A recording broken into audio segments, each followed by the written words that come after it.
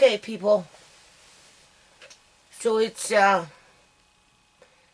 actually July 1st, 2017. But it's 1 o'clock in the morning. So I'm going to title this one, Don't Worry, Uncle John would say. Because I'm sitting here, I still have to have a bath. I was outside in the front putting some more food in the ground and weeding. Right? Watering. Picking raspberries. Took up my whole day. And my landlady came by. And she was telling me the city has sent her 2 more letters. I guess they're coming by next week. So I asked her to bring me the letters. And she's going to do that probably tomorrow. Right? And all I can think about is the time when the city of Surrey got me evicted from my fourplex in 2009 that had the grow op on it. Well, in it. It wasn't on it. It was in it. It was in a back shed. It was all moldy.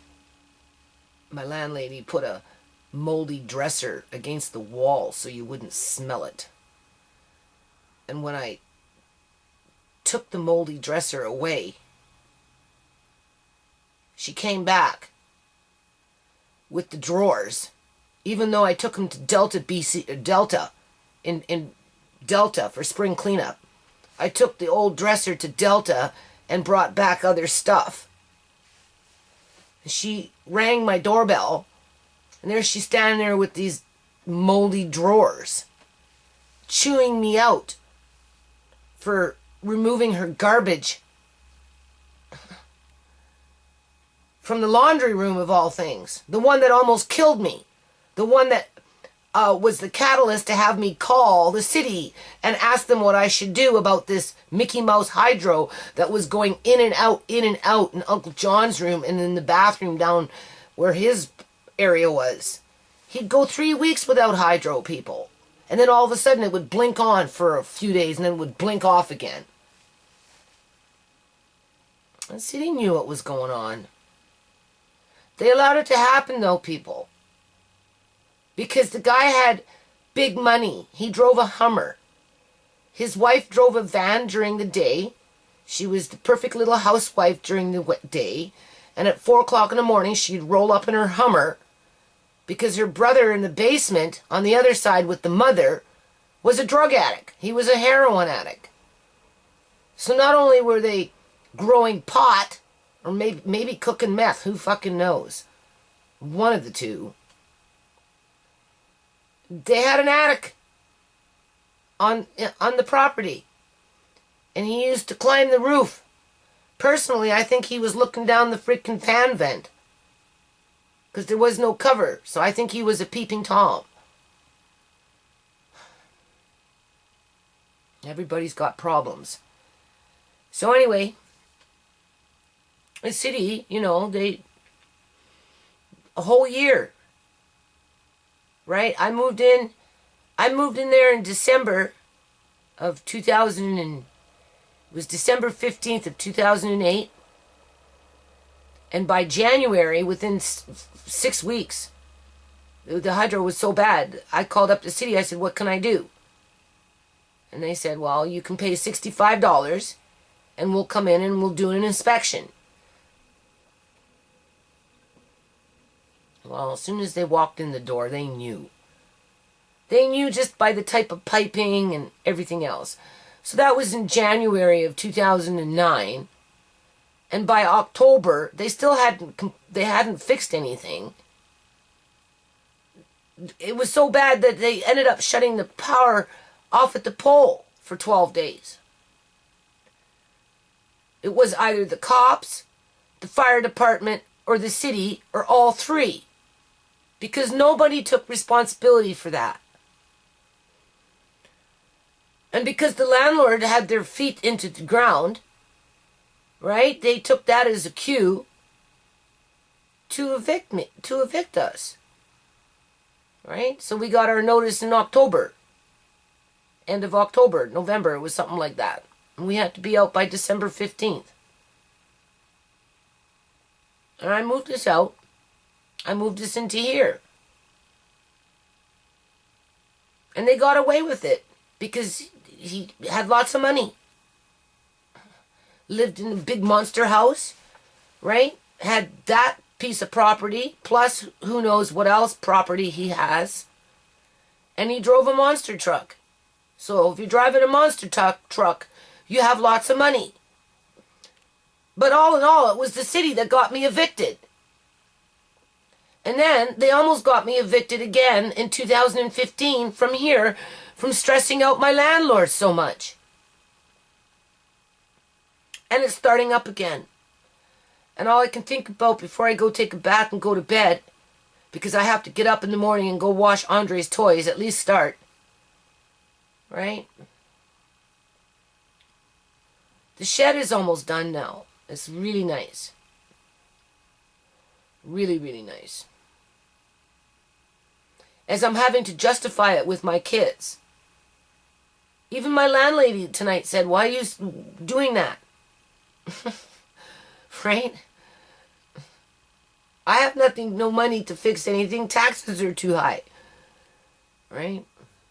Because the city, as they're propping up these overinflated prices for these old houses that are being flipped like flapjacks. That street over there, the same house will sell 3 times in a year.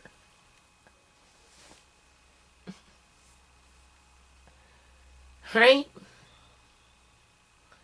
And I'm telling them, like, when you walk by, you won't see Andre's dirty toys scattered around because they'll be in the shed nice and clean.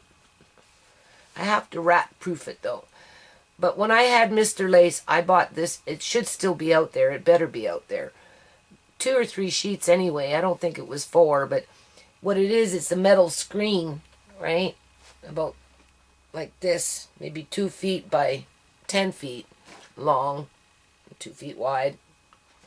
I have 3 or 4 of them. It won't be enough to do the whole. I was just going to do Mr. Lace's pen and lay it down underneath the hen house. I think I bought it for starting with the hen house because Mr. Lace's pen already has screen underneath it so that nothing can, rats, right? Or possums. So I'm going to put that probably down before I do anything in terms of making a floor, right? Because I'm just going to use pallets for a floor. But I don't want rats in there.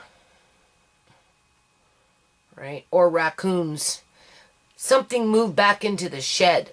I was outside in the front today, moving around, and I knocked the shed door, and the bloody thing growled. So, I looked in there the other day. There was no babies, no mother, nothing. But I think maybe a male's moved in there. Or maybe the mother went back in there with the babies. I don't know. All I know, people, is that these raccoons have nowhere to go. Literally. They have nowhere to go. So when this city dude comes, right, I'm going to ask him about it. Oh, well, we don't touch that with a 10-foot pole. That is wildlife. It's protected by federal law. Don't talk to us about it. But go clean up the shit. But don't throw it in the garbage can. Don't go onto other people's properties. Don't breathe. We're back to that don't breathe stuff. Right? So I'm sitting here and I'm telling myself, well, you can only do what you can in a day. That's all you can do. That's what Uncle John would say. He'd say, don't worry. Don't worry that you're getting 2 more letters tomorrow. Because people, I'm not going to let my landlords take the hit on this one. I'm not. The city's got a beef. They need to take it up with me. Okay? Because I'm the one that's been working in this yard since 2010. And they did not start harassing me. Right? Until 2 reasons. Well, more than two reasons. But one of the big ones is the new city hall. Because they're trying to spoof up the neighborhood. Make it look rich. Even though, like I said, you can go over there and you can find a dead body tomorrow morning. There's nothing rich about this place. And the sooner the city realizes that, the sooner it can get on with looking after the people within its constituency as a whole. Something it doesn't like to do.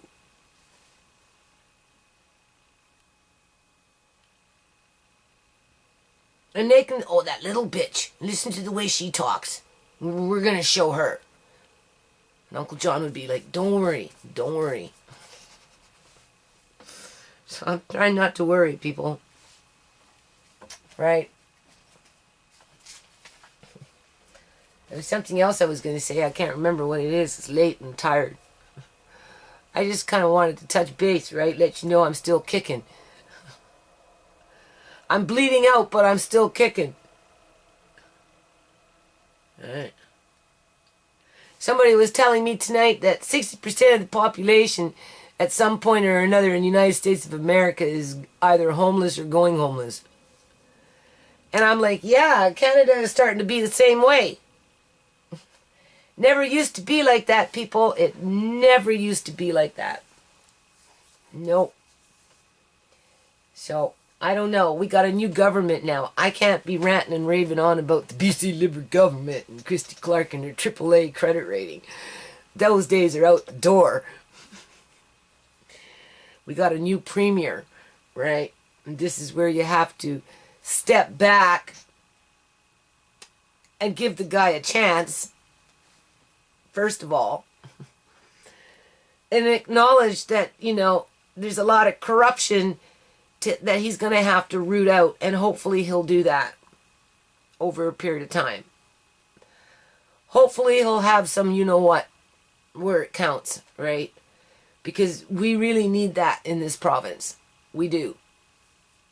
That could be the best thing that this person could do, right? Is to actually start rooting out the corruption. And putting some brakes on the lawlessness, because there is so much lawlessness, right? Like the harassment of, and when this guy comes, I'm going to have my camera, people. I'm walking him over there to that wood pile that's been sitting there for 7 fucking years. And I'm going to publicly file a complaint with him to do something about that garbage in that yard, if he really wants to harass me. Right? And if they don't do it, I'm going to ask them why they wouldn't. And I don't want to hear, well, you got to phone in. You got to phone it in. No. You're here. You're a supervisor or whatever. You can see it for yourself. I've been a resident of this neighborhood for a long time.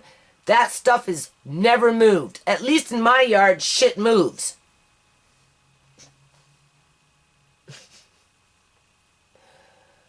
Right? And then I'm going to ask them about all the homeless people that like to use my back as their storage area at random times throughout the years. And it's not like I go out there every day or every week to do a, what do you call that? Security check. Right? As if I don't got enough to do in this yard. Right?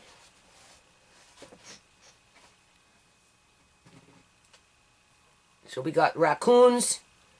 We've got the homeless people.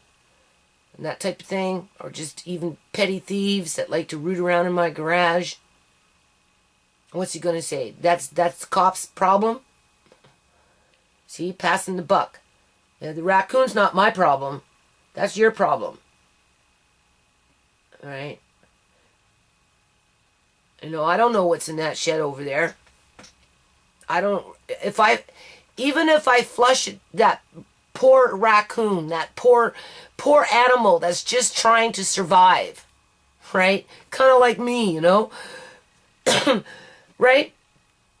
I flush them out of that shed just like I flush them out of my wood pile.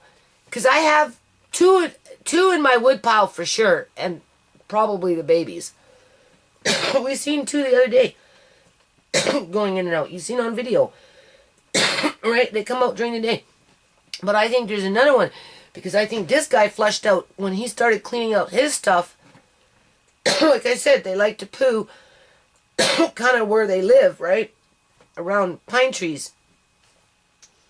So, as the city is, what do you expect when you're working in dust for 7 years and smoking and whatever? Anyway, pollen. I'm allergic to things outside now. I never used to be allergic to things. I am now, though. But, what was I talking about?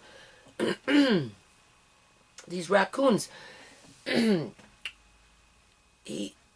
the city is cutting down the trees. And I have a newspaper article here discussing that very subject, but I'm not going to... People have already brought it to the attention of the city that they're cutting down all these trees, and just because the city can throw in some numbers in there talking about, well, we spent this amount of dollars for these trees, which are inferior trees, even though the dollar amount makes it look like it's superior, but it's not. They're eradicating the raccoons and the squirrels and certain birds. And here's another thing.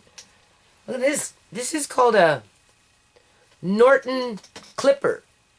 This was on my doorstep. I went to my neighbor next door and I asked him what kind of bird this was. I had never seen a bird like that because he's a bird watcher, right?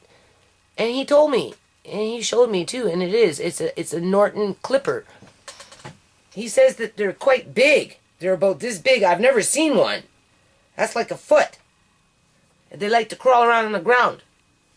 So there you go. As they're building and getting rid of these vacant properties, these types of birds will go extinct. Be eradicated. Just like the raccoon. Because there's no habitat for them. They're not leaving the habitat. So when this guy started clearing out his sheds and all this other stuff that he got into, and because he's got poo on his side, that means something was living in his shed. And it moved into my yard because I seen it sniffing around, looking all paranoid. Because it was new territory for it. Which means it was a male because I seen it spray. So maybe that little male moved into my shed after the mother moved out with the babies and moved into my woodpile with the father. And the city's not going to do a damn thing about it. Right? If I don't feed them, for sure they're going to try and get into my house because they already try and get into the house. It's not the first time and it won't be the last time. And that's why you need a feeding program, because if you feed them, they're not so apt to want to come into your house because they're satisfied with what you give them.